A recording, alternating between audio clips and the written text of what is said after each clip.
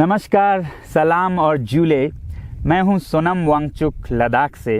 आप में से कुछ लोग हमें जानते होंगे हमारे शिक्षा सुधार के कामों के बारे में, या फिर पर्यावरण के काम में आइस स्तूपा, आर्टिफिशियल ग्लेशियर जैसे कामों के लिए, या फिर आई लिव सिंपली जैसे ग्लोबल मूवमेंट्स जो कि सादा जीवन अपनाकर क्लाइमेट चेंज को रोकने के लिए लोगों को प्रेरित करती है। मगर दोस्तों, आज मैं इन चीज़ों के बारे में नहीं बल्कि आप लोगों को एक बहुत ही ज़रूरी संदेश देने के लिए आया हूं, जो कि चीन और भारत के बीच अभी जो टकराव और तनाव की स्थिति बनी है, इसके बारे में आपकी क्या जिम्मेदारी है। मैं लद्दाख में हूं और आप देख रहे हैं सिंधु नदी को बहते हुए यहाँ, और वो जो पहाड़ियाँ हैं उनके पीछे नुब्रा और चांगथांग के वो इलाके हैं जहाँ पर ये तनाव बढ़ता जा रहा है। हज़ारों सैनिक वहाँ ले जाए जा चुके हैं। सुनने में आया है चीनी वायुसेना के जहाज़ भी वहाँ तैनात किए गए हैं, और एक घंटे पहले भारतीय वायुसेना के जहाज़ भी मेरे ऊपर मंडरा रहे थे। सामान्यतः जब सीमा पर तनाव होता है तो हम आप जैसे नागरिक ये सोचकर सो जाते हैं रात को कि सैनिक इसका जवाब दे देंगे। मगर मैं आज आप लोगों को ये ज़रूरी बात बताना चाहता हूँ कि इस बार सिर्फ सैनिक जवाब नहीं, दो तरफा जवाब हो और उसमें नागरिक जवाब भी हो। तो आप जैसे नागरिक दिल्ली, मुंबई और बेंगलोर और अनेक शहरों से क्या कर सकते हैं इसमें, ये समझने के लिए पहले हमें समझनी होगी चीन की ये हरकत और वो ऐसा क्यों कर रहा है। आपने देखा होगा कि ये सिर्फ भारत के साथ नहीं हो रहा है, बल्कि पिछले कई हफ्तों से चीन ये दक्षिण चीनी सागर में वियतनाम, ताइवान और अब हांगकांग के साथ भी छेड़खानी कर रहा है। और मेरा ये विश्लेषण है कि वो ये सब किसी देश के साथ दुश्मनी के वजह से ज़्यादा अपने अंदर की समस्याओं को सुलझाने के लिए कर रहा है। आज चीन को सबसे बड़ा डर है तो अपने जनता से डर है। उनकी 140 करोड़ की आबादी, जो कि एक बंधुआ मजदूर की तरह बिना मानवाधिकारों के चीनी तानाशाह सरकार के लिए काम करते हैं और उसे धनी बनाते हैं। जब वो नाराज़ हो जाए तो फिर एक क्रांति की सी परिस्थिति बन पड़ती है, और इससे चीन बहुत डरता है।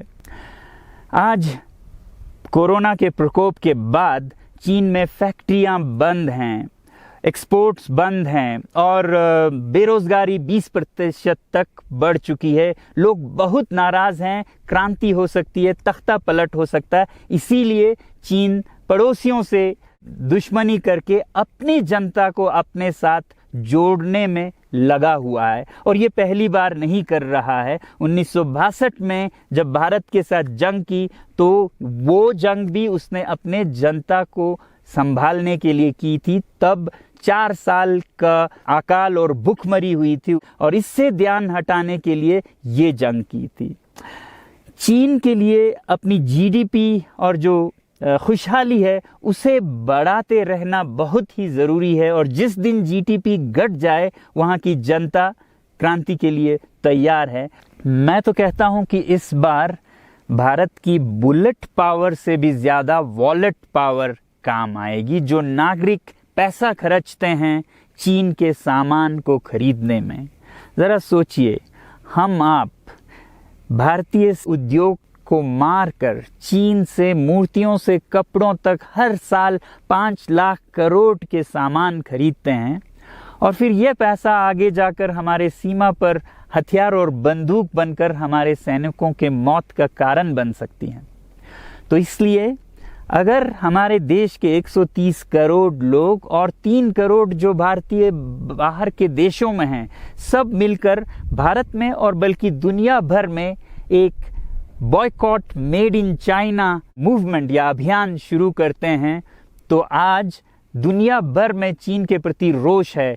हो सकता है कि सारी दुनिया साथ आए और इतने बड़े स्तर पर चीनी व्यापार का बॉयकॉट हो कि चीन को जिसका सबसे बड़ा डर था वही हो, यानी कि उसकी अर्थव्यवस्था डगमगाए और उसकी जनता रोष में आए, विरोध और तख्ता पलट। और अगर हम ऐसा नहीं करते हैं तो कितनी बदनसीबी की बात होगी भारत के लिए, ज़रा सोचिए। एक तरफ हमारे सेना सीमा पर जंग लड़ रही होगी और दूसरी तरफ हम आप चीनी सामान, मोबाइल से लेके कंप्यूटर्स, कपड़ों से लेके खिलौनों तक को खरीद कर उनकी सेना को पैसा भेज रहे होंगे, चीन की सेना को। ये तो हुई हार्डवेयर की बात। दूसरी तरफ हमारी युवा चीनी सॉफ्टवेयर, एप्स, गेम्स जैसे टिकटॉक, शेयरिट, इन सब में मस्त, उन्हें दूसरी तरफ से करोड़ों करोड़ों का पैसा भेज रहे होंगे। तो इसलिए बहुत ज़रूरी है कि हम एक नागरिक जवाब ज़रूर दें और इसे एक अभियान बनाएं, ग्लोबल मूवमेंट की तरह। ये बॉयकॉट मेड इन चाइना का जो अभियान है वो भारत के लिए भी एक वरदान साबित होगी। जैसा कि हमारे प्रधानमंत्री ने एक विजन हमें दिया था स्वावलंबन का, सेल्फ रिलायंस, वो तब हो सकता है जब हमारे अपने उद्योग फलें फूलें। और जब हम बॉयकॉट करते हैं इन सामान का तो अपने देश के उद्योग का, उत्पाद का हम प्रयोग करेंगे और उससे मजदूरों को रोजगारी मिलेगी और सारा देश खुशहाल होगा। बजट होगा कि हम और अच्छी तरह से टक्कर ले सकें सीमा पर भी। तो इसके लिए मैं आप लोगों से अपील करता हूं कि जहां तक ऐप्स और सॉफ्टवेयर की बात है तो हमारे युवाओं को एक हफ्ते में उन्हें अनइंस्टॉल करना चाहिए। Boycott made in China, software in a week and hardware in a year. क्योंकि साजो सामान के लिए वक्त लगेगा हमारे अपने देश से और बाहर से विकल्प निकलने तक, तो उसे हम एक साल के अंदर कर सकते हैं। तो ये हम न सिर्फ अपना प्रतिज्ञा करें बल्कि 100 और लोगों को इसके बारे में समझाएं, शेयर करें सोशल मीडिया पर, और हमारी जो मीडिया है वो जनता तक, देश के कोने कोने तक पहुंचाए। और जैसे ही इसका असर दिखने लगेगा, इंटरनेट से ऐप्स लाखों में, करोड़ों में अनइंस्टॉल होंगे, तो चीन को संदेश साफ जाएगा और यही एक तरीका उसे मेज़ पर पहुंचा सकती है जहां पर कि बातचीत हो शांति की। तो जाते जाते मैं ये बता दूं कि मैं क्या करने जा रहा हूं। इस फ़ोन पर जो भी चीनी ऐप्स हैं उन्हें तो मैं एक हफ्ते में हटा रहा हूं, बल्कि ये फ़ोन जो कि चीन में बना है इसे भी मैं एक हफ्ते में अपनी ज़िंदगी से अलग कर रहा हूं और एक साल के अंदर हर वो चीज़ जिस पे मेड इन चाइना लिखा है उसे ज़िंदगी से निकालने जा रहा हूं। हमें चीन से, चीनी लोगों से कोई समस्या नहीं है, चीनी सरकार और उनकी रवैयों से समस्या है। जब तक चीन में परिवर्तन ना हो हमें ऐसा करना होगा।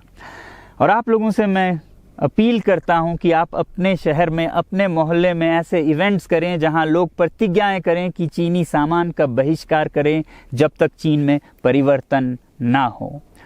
और मैं सालों से कहता रहा हूं कि 21वीं सदी में देश के लिए जान देने की नहीं बल्कि ज़िंदगी देने की ज़रूरत है। लद्दाख में बढ़ते हुए ये देश के लिए जान देने का कारोबार बहुत देखा, और जहां एक तरफ मैं सलाम करता हूं उन लोगों के लिए, उन लोगों को जिन्होंने देश के लिए जान दिया, मगर इस 21वीं सदी में मेरा ख्याल है कि देश के लिए जान देने की नहीं, ज़िंदगी देने की ज़रूरत है।